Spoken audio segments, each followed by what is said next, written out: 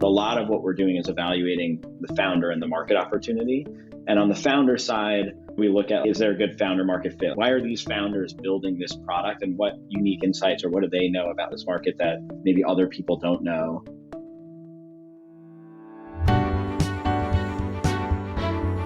You are listening to The Sure Shot Entrepreneur, a podcast for founders with ambitious ideas. Venture capital investors and other early believers tell you relatable, insightful, and authentic stories to help you realize your vision. Welcome to The Sure Shot Entrepreneur. My guest today is Michael Cardamone. He's the CEO and managing partner at Forum Ventures, based in New York City. He invests in B2B SaaS companies. And now the market has been in a turmoil the past few weeks. So we're going to talk about his perspectives on the market, his advice for founders building B2B SaaS companies, how to manage the volatility, and more details about how he looks at opportunities when he invests in startups. Michael, welcome to the Sure Shot Entrepreneur. Hey, thanks for having me. Appreciate it. Michael, tell me about yourself, starting with how you entered the tech industry. I grew up in a family of entrepreneurs. My grandfather was an entrepreneur. My parents were entrepreneurs. But frankly, I didn't really know what I wanted to do when I went to college. I knew I liked science and math and ended up doing mechanical engineering. But throughout the course of that, realized that that wasn't the path I wanted to go on. I wanted to get into business and be an entrepreneur, ended up going to business school after undergrad, and then decided I wanted to move out to San Francisco and get into tech. I really enjoyed seeing our family grow a small business, but wanted to work on businesses that I thought could scale and impact a much larger set of people. And I thought tech would enable that. And so moved out in 2008, ended up getting really lucky and ended up at a company called Box when it was about 25 people. I was interviewing for big tech companies and small startups and just ended up deciding I wanted to go to a startup because frankly, they were giving me more responsibility than I deserved at the time and felt like I could have a bigger impact and learn a lot more, a lot quicker because my role was not going to be as specific as it maybe would have been at a big tech company. Spent some time there, went to another startup in the ed tech space that we grew to like 24 million in revenue. And then in 2014, was doing a little bit of angel investing, a little bit of consulting to early stage startups on go-to-market, and became fixated on the idea that there were all these generalist accelerators in the country, like Y Combinator and Techstars and 500 startups, but there were only a few in the country at the time focused on B2B SaaS. So I decided to launch a B2B SaaS focused accelerator. One of the ones that existed was called Accelerprize. I reached out to them to see what they were doing, see what I could learn from them. They were actually winding it down in DC, but I ended up licensing the brand and launching it in San Francisco, backed by a critical mass of people from my network who were part of that first wave of SaaS companies in the Bay Area. So a lot of like early Salesforce, early Marketo, early Box, CEO of Gainsight, CEO of Zuora, a lot of really good SaaS executives and CEOs. Fast forward now 7.5 years. We still run our pre-seed accelerator program. We're on our fourth accelerator fund. We've worked with 200 plus companies that have gone on to raise probably 500 million plus in follow-on funding and counting pretty quickly. About 2 years ago, we launched our first seed fund, which allows us to invest more money in some of the companies coming out of our own accelerator, but also flexibility to invest in seed rounds outside the accelerator as well. We've also rebranded about 9 months ago from Accelerprize to Forum Ventures. That's a bit more on my background and what we're up to. This is very exciting. You were part of Box in the early days, so you've seen the landscape evolve over the years. I see your point that when generalist accelerators started, they became very popular, but most of them were not a good fit for B2B SaaS companies, enterprise-focused companies. I can see the need for an accelerator like Accelprize. How is Forum Ventures different from other venture firms? On the accelerator side, being focused on B2B SaaS allows us to be very focused on go-to-market. If you're a generalist accelerator, you have all different types of businesses and you could bring in great people to work with the companies. But if they don't have direct experience that's relative to your business, it's not as helpful, even if they were wildly successful in something else. We feel like having that focus enables us to be very focused around go-to-market specifically for B2B SaaS companies. And so we've got people on the team of expertise, product-led growth and demand gen and content marketing and inside sales and enterprise sales, everything from SMB up to enterprise. We're very in the weeds around go-to-market. And then we keep the cohort sizes really small so we can be an extension of your founding team and be really in the weeds helping with both that that go-to-market piece, but also fundraising for pre-seed and seed rounds. Post the accelerator, our seed fund also owns and operates this accelerator, which we think gives us pretty big advantage for a lot of reasons over other small emerging manager seed funds. This is very interesting. I can see how the story for Excel Price has evolved. Now you have both the accelerator and the fund. What do you look for when you make investments in startups? What kind of companies are a good fit for Forum? Well, I'll talk about themes and categories first, and then I'll talk more specifically about what we look for in a specific company or founder or founders. From a themes perspective, we're pretty broad within B2B. We do a lot of vertical SaaS.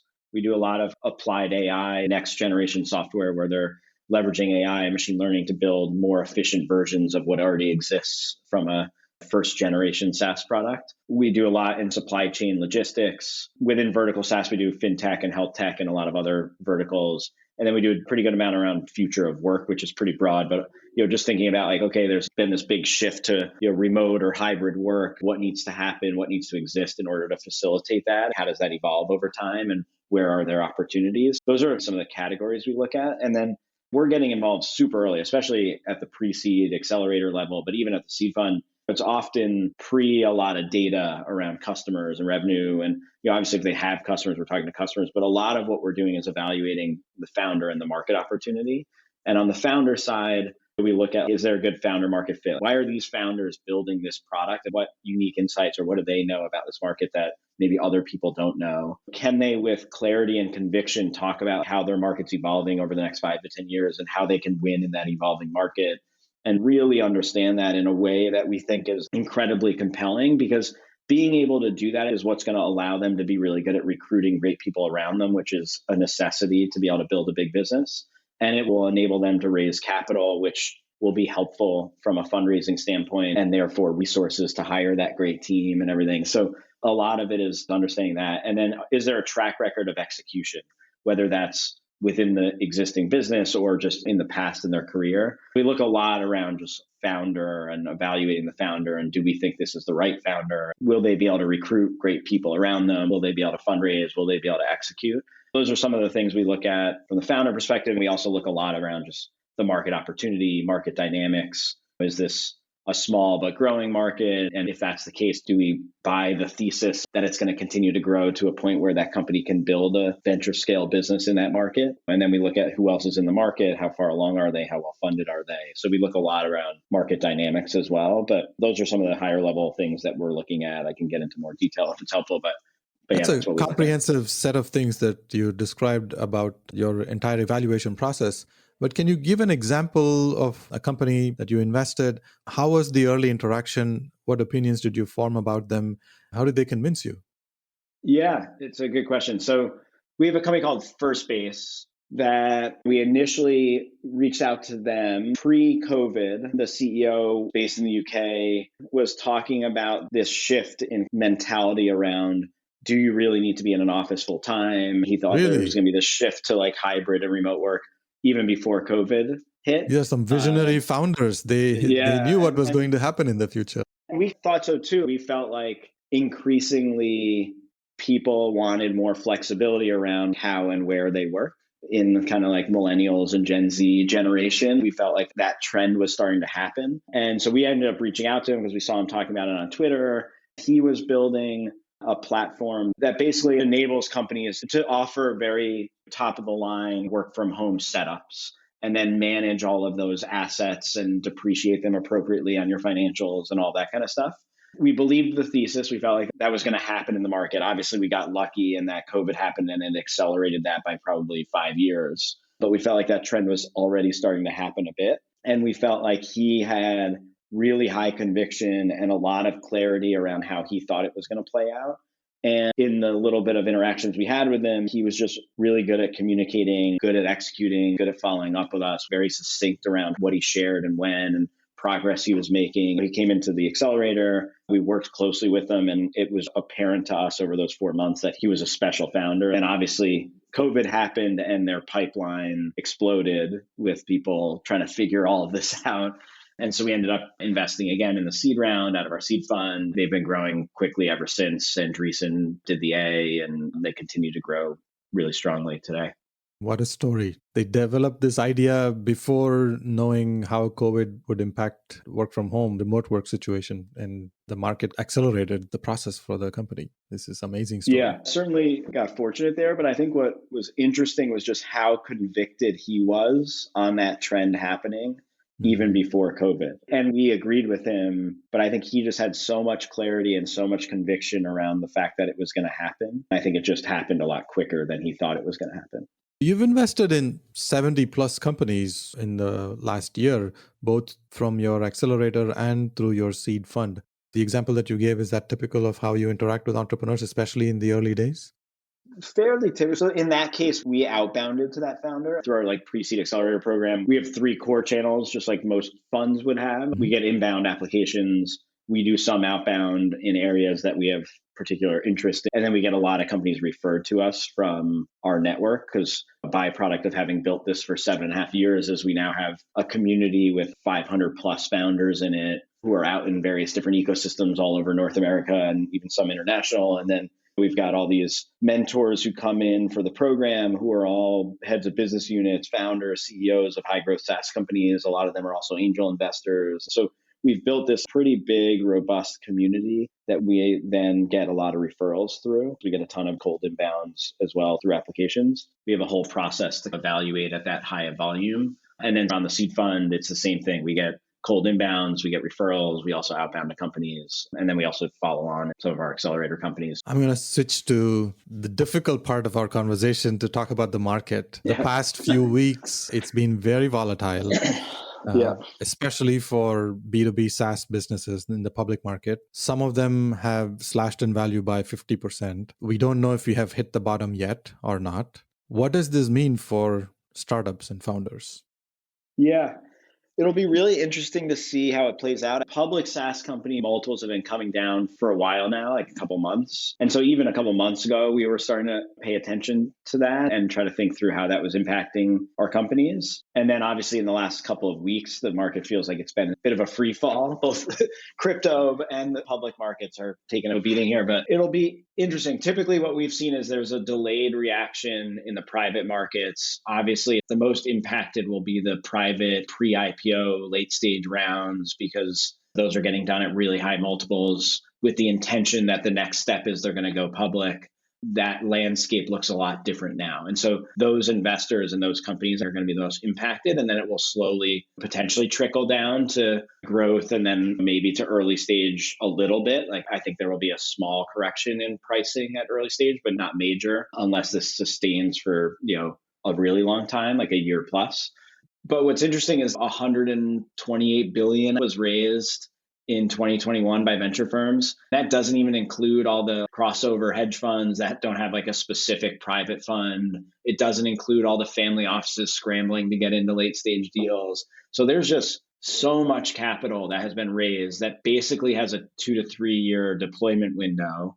Most of it is going into Series A and later, so later stages than where we are. There's obviously a lot that has been raised in pre-seed and seed as well, but relatively speaking, most of those dollars are going to go into later stage deals. So if you're a good company growing quickly, there's still going to be ample capital for you to raise, in my opinion, because that money has to get deployed somewhere. It's going to get deployed over the next 2 to 3 years, and it's already been raised. So I don't think there's going to be as major of a correction as we've seen in other downturns in some of those late stage rounds. If your company is doing really well and like the fundamentals are good, I think the bar is going to get a little bit higher. But for the companies that can raise, there's going to be tons of demand, which means it's going to be a competitive round, which means prices will stay relatively high compared to what you're seeing in the public markets. And then I think the later stage you get and the closer you get to pre-IPO, the more those prices will get corrected to be more in line with where public multiples are.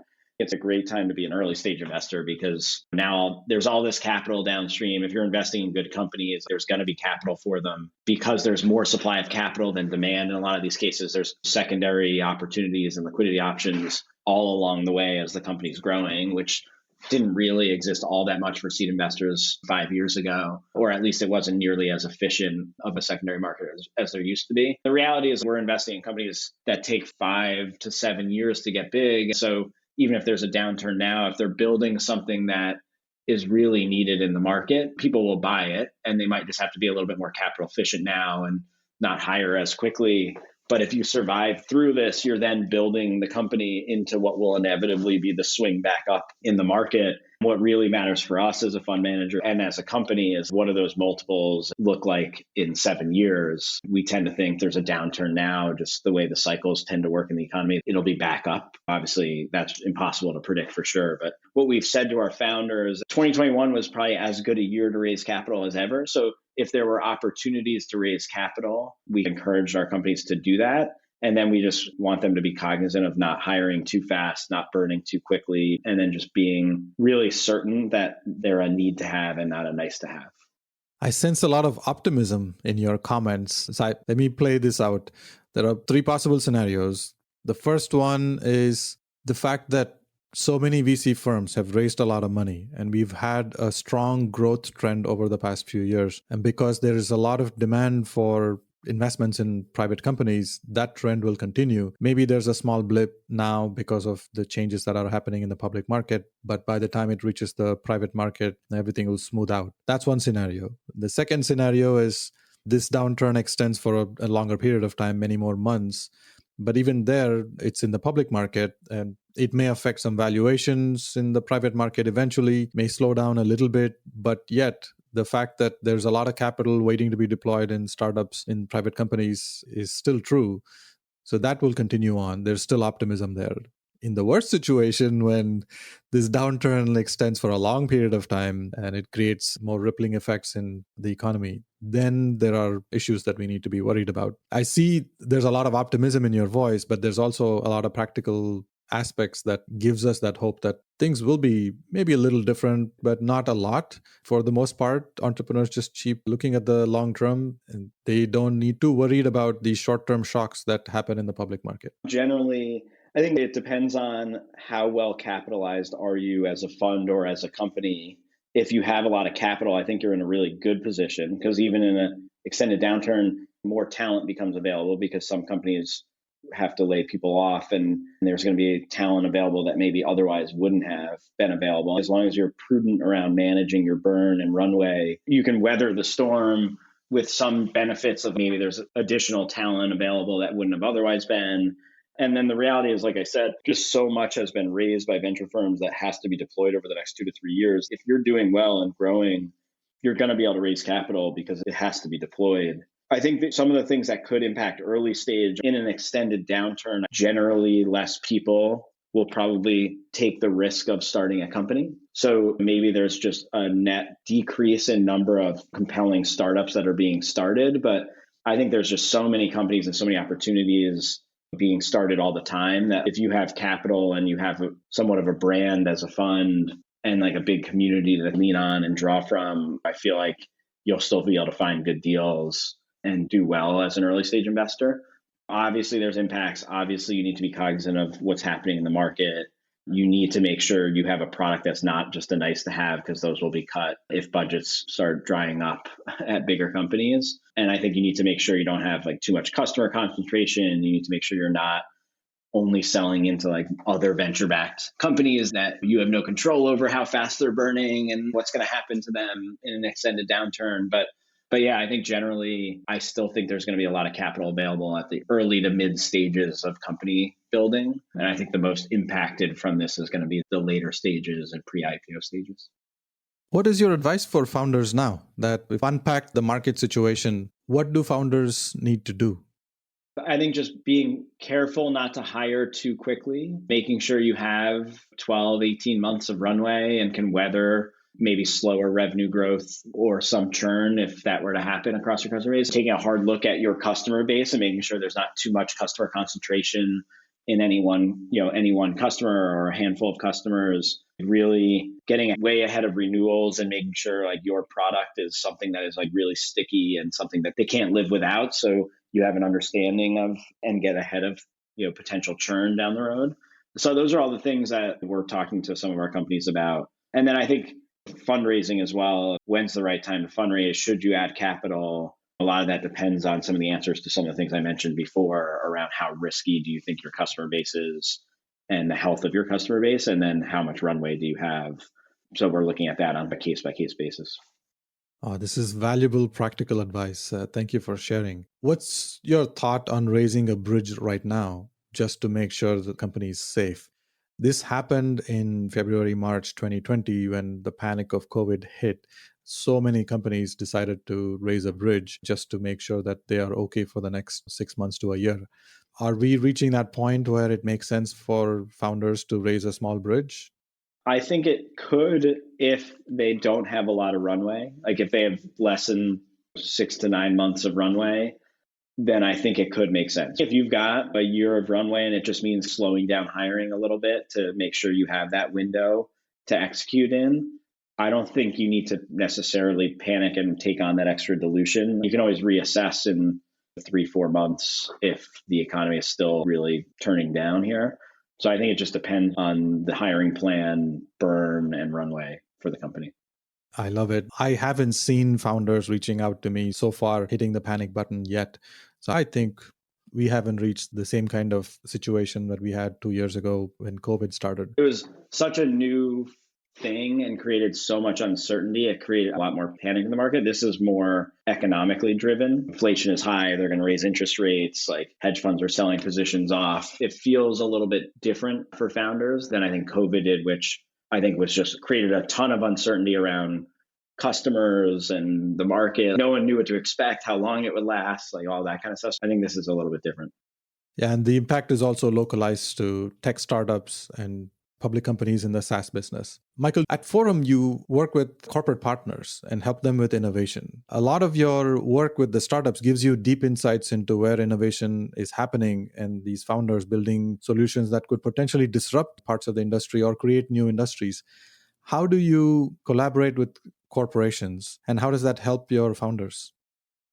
We've seen with the founders and mentors and LPs that we have that the power of community. Part of that is us providing value to the community, but a lot of building a great and successful community is the community members providing value to each other as well. So we thought to ourselves like, okay, we engage with corporates all the time, both to share companies and ideas with them that could be interesting or solve problems within their own companies.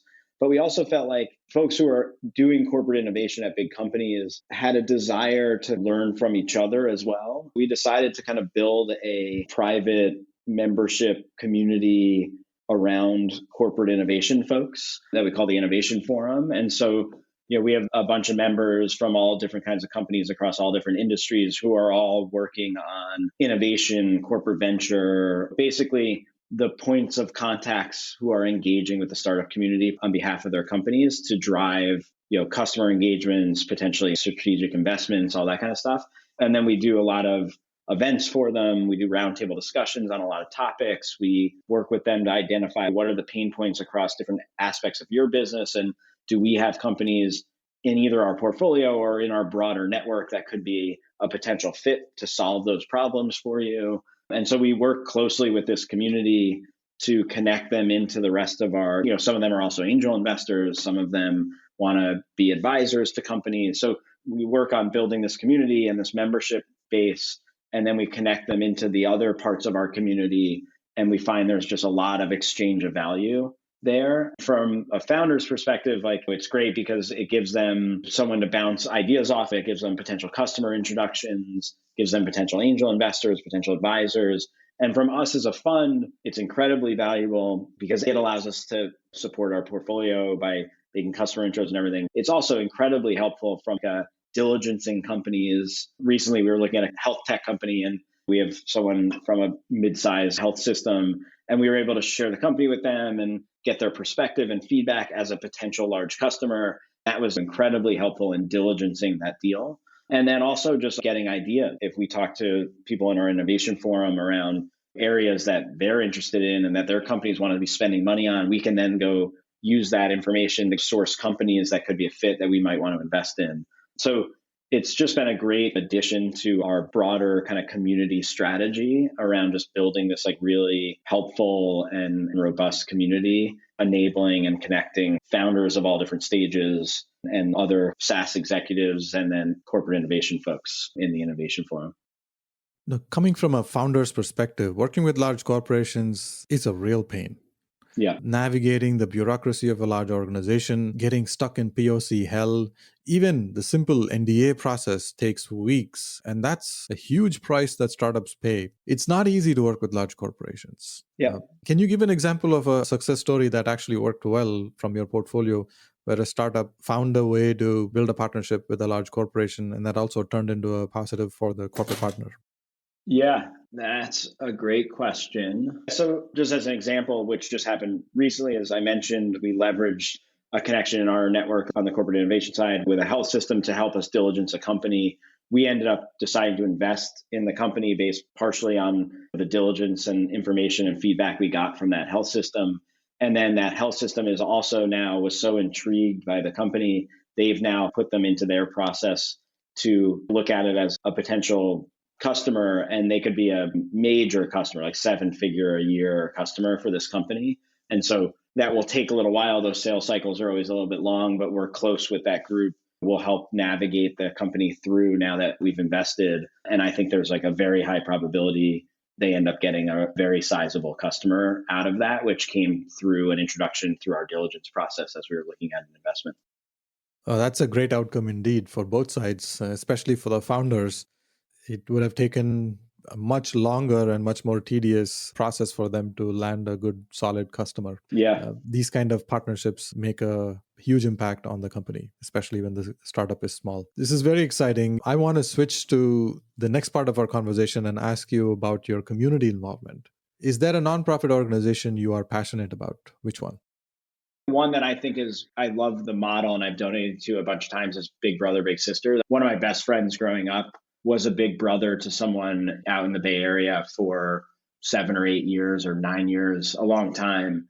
Seeing the impact he had on his little brother was incredible and really inspiring. I've always viewed that as that one-to-one genuine connection and like really being involved in their life as they grow up. I just feel like is just such an amazing model and an amazing way to have such a great impact. And I've donated to them a number of times and probably will continue to.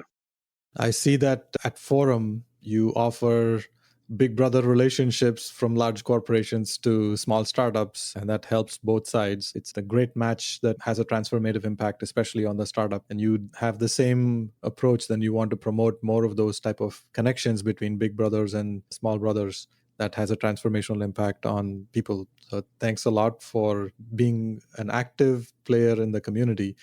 And I really appreciate sharing many practical examples of how you work with startups, what you look for in entrepreneurs, and your advice to founders, especially now when we're in the middle of this volatile situation in the public market. Thank you very much for sharing your nuggets of wisdom.